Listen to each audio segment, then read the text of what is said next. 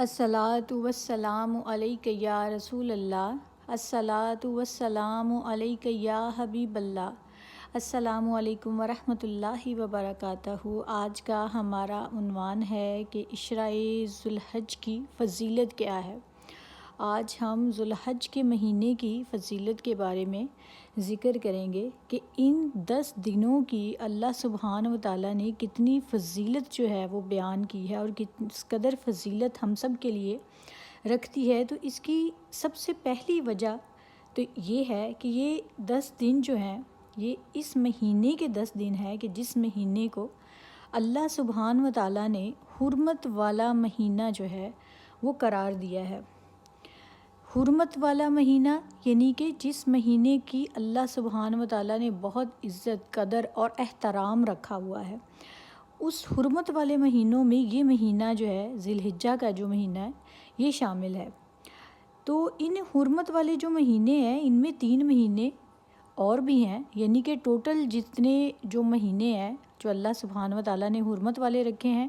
وہ 4 ہیں، اور ان میں ایک ذی القعدہ ہے، ذی الحجہ ہے، اور محرم الاحرام ہے، اور اس کے علاوہ جو چوتھا مہینہ ہے وہ رجب المجرب کا مہینہ ہے۔ اس لیے ان مہینوں کو حرمت والے مہینے کہا جاتا ہے، اور جس میں سب سے زیادہ جو خاص مہینہ اور خاص عشرہ کی فضیلت اللہ سبحانہ و تعالیٰ نے رکھ دی ہے وہ ذی الحجہ کا مہینہ ہے، اور اس کی پہلی 10 راتوں کی اس قدر فضیلت بیان کر دی ہے اللہ سبحانہ و تعالیٰ نے کہ اللہ سبحانہ و تعالیٰ نے ان 10 راتوں کی قسم اٹھائی ہے۔ تو سوچیں کہ جس کی قسم اللہ سبحانہ و تعالیٰ نے، اللہ رب العزت نے خود اٹھا لی ہے، تو وہ کس قدر اہم ہوں گے، اور اس کے اندر چھپے ہوئے راز جو ہیں وہ بے شک اللہ اور اس کا رسول ہی جان سکتے ہیں۔ تو اس لیے ان دنوں میں اللہ سبحانہ و تعالیٰ نے زیادہ سے زیادہ اپنا ذکر کرنے کی جو ہے وہ تلقین کی ہے کہ اس میں زیادہ سے زیادہ جو ہے وہ ذکر کیا جائے۔ اور اس کی ایک دوسری وجہ یہ بھی ہے کہ اللہ سبحانہ و تعالیٰ نے جو ہے اس مہینے کو حرمت والا بنا دیا، اس وجہ سے اس کی اہمیت اور فضیلت جو ہے وہ اسی قدر جو ہے وہ بڑھا دی۔ اب دیکھیں، اگر کوئی عام انسان کسی بھی چیز کے بارے میں قسم اٹھا کر اس کی بات کر دیتا ہے، یا اس کے بارے میں اس کی فضیلت بیان کر دیتا ہے، یا کسی کی گواہی دے دیتا ہے، تو ہم اس کی بات پر یقین کرنے پر مجبور ہو جاتے ہیں۔ تو یہ تو پھر اللہ رب العزت کی ذات ہے جو خود اس مہینے کے بارے میں قسم اٹھا کر کہہ رہے ہیں کہ جس کے دن اور راتوں کی اللہ سبحانہ و تعالیٰ نے قسم اٹھائی ہے، تو وہ دن کتنے فضیلت والے ہوں گے، اور وہ راتیں کس قدر فضیلت والی راتیں ہوں گی کہ جس کی اللہ سبحانہ و تعالیٰ نے خود جو ہے وہ قسم اٹھا لی۔ اور اللہ سبحانہ و تعالیٰ نے خصوصاً یہ ہے کہ اس میں فرمایا ہے کہ اے میرے لوگوں کہ اس میں تم ان ایام میں میرا ذکر کرو۔ اب یہاں پہ ایک اور بات آ جاتی ہے کہ یہ ایام معلومات جو ہیں یہ ہے کیا؟ تو ان کے بارے میں عبداللہ ابن عباس، ابو موسیٰ اشعری، مجاہد، عطا ابن ابی رباح، سعید ابن ابی جبیر، حضرت حسن بصری رحمۃ اللہ علیہ، ضحاک، عطال خراسانی، اور امام شافعی رحمۃ اللہ علیہ، اور امام احمد بن حنبل رحمۃ اللہ علیہ، ان تمام علماء کرام کا موقف جو ہے وہ یہ ہے کہ ان ایام سے مراد جو ہے وہ ذوالحجہ کے پہلے 10 دن ہیں، جو کہ پہلے 10 دن ابھی سٹارٹ ہو چکے ہیں۔ آج میرے خیال میں 2 یا 3 تاریخ جو ہے وہ ذوالحجہ کی ہو چکی ہے۔ یہ ویڈیو تھوڑا سا لانے میں آپ کے لیے تھوڑا سا دیر بھی ہو گئی ہے، لیکن ابھی بھی بہت سے دن 7 ڈیز جو ہیں وہ ہمارے پاس ریمیننگ ہے کہ ہم اس میں سے پورا جو ہے وہ فائدہ اٹھائیں،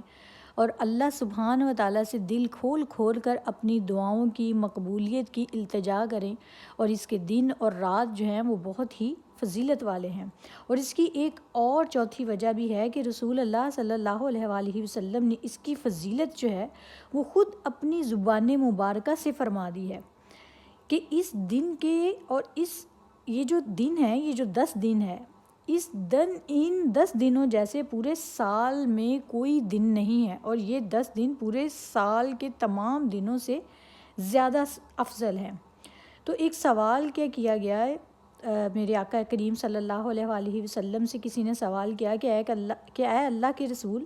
آپ نے ان 10 دنوں کی بات کر دی ہے، تو ان میں جو افضل ہونے کی بات ہے تو ہم اس میں افضل ہونے کی بات نہیں کرتے، تو کیا ان جیسے بھی کوئی دن نہیں ہے؟ کہ اگر ہم ان کے برابر کسی کی افضلیت کی بات نہیں کرتے تو کیا ان کے برابر بھی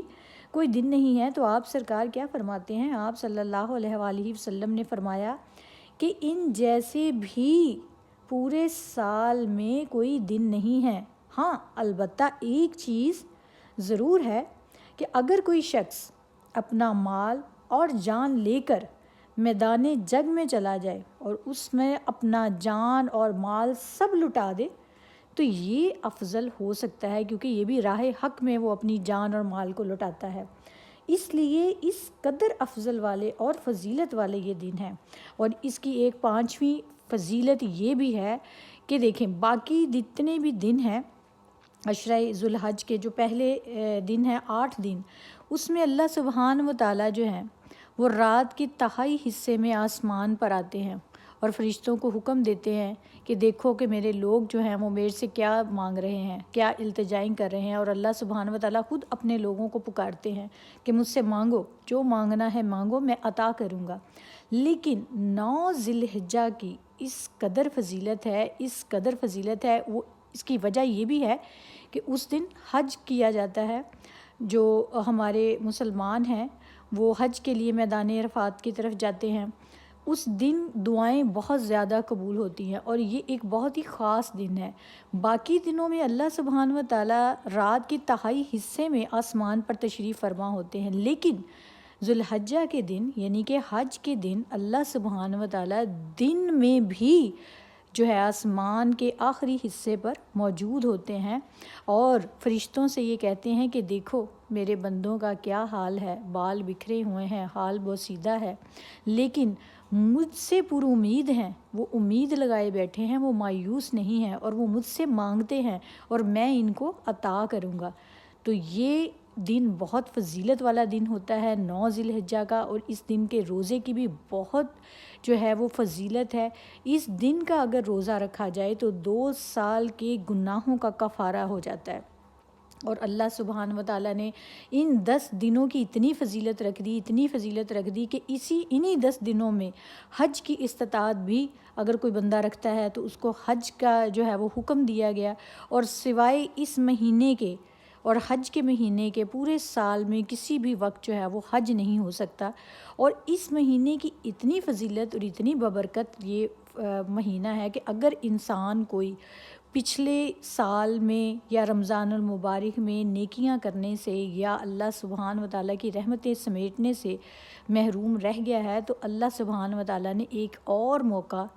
جو ہے وہ ہم سب کو دیا ہے کہ ہم اللہ سبحانہ و تعالیٰ سے رو رو کر گڑ گڑا کر اپنی آرزوئیں، اپنی التجائیں اللہ سبحانہ و تعالیٰ کے آگے پیش کریں، اور اللہ سبحانہ و تعالیٰ سے جو ہے وہ مستجاب الدعوات کا جو ہے وہ ایک تحفہ لے کر جو ہے ہم واپس لوٹیں، اور اللہ سبحانہ و تعالیٰ سے دین کی استقامت مانگیں، اور اللہ سبحانہ و تعالیٰ سے اپنی دنیا اور آخرت کے سنورنے کی جو ہے وہ دعا کریں۔ جو بے اولاد ہیں وہ اولاد نورینہ کی دعا کریں، جن کے کاروبار کے مسائل ہیں وہ رزق کی دعائیں مانگیں۔ جو بھی دعا